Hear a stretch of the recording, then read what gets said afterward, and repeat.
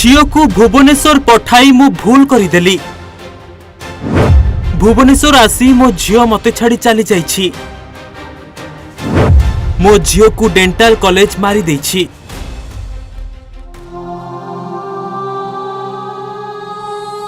झील फोटो को धरी हेंका उठाई कांदुछि बापा। फोटो को आउंसी देई कहि जाउछि अनेक कथा। मो झील कौन पाई तू एमिति कलु बोली पचारुछंती, हेले तांको झील किछि भी कहूनांती, कारण तांको झील सबुदिन पाई आरपारी को समस्त को छाड़ी चली जाइछि। हाँ आज्ञा, राजधानी रे आउ जणे डाक्तरी छात्रक मृत्यु बंद घरु मिलिछि। जीवन हारी देइछंती मेडिकल छात्री। कॉलेज रे क्लास सरिबा परे नेइथिले एमिति किछि पदक्षेप। भरतपुर थाना अंतर्गत एक घरोई मेडिकल कॉलेज रे पढ़ुथिले छात्री जनक। मृत छात्री नाम हेउछि मौबनी दास। घर हेउछि कोलकाता। पश्चिमबंग रे घर। भुवनेश्वर आसीथिले पाठ पढ़िबा पई। मनरे थिला अनेक आशा, हेले सबु आशा मौली गला। अचानक बंद घरु मिलिला मृतदेह। मृत्यु पूर्वरु झियो मां सह कथा होइथिले।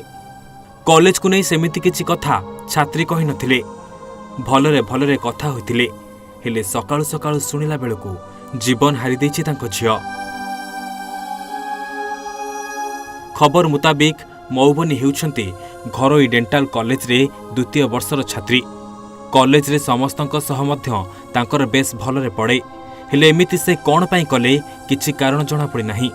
आउ एबे माँ बापा कहउछंती झियो को भुवनेश्वर पठाई भूल होइगला।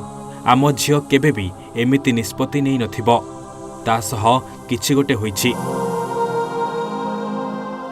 कुछ नहीं हुआ उस घर के साथ।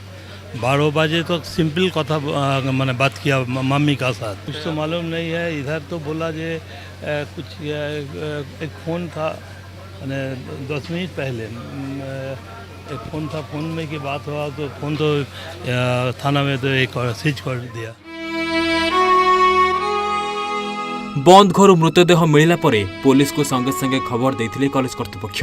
एहा परे पुलिस घटनास्थल रे पहुंची मृतदेह को उद्धार करी शव व्यवच्छेद पई पठाइछि। एने पुलिस एक अपमृत्यु मामला रुजु करिछि। भुवनेश्वर सुभाष प्रधान रिपोर्ट, ओडिशा भास्कर।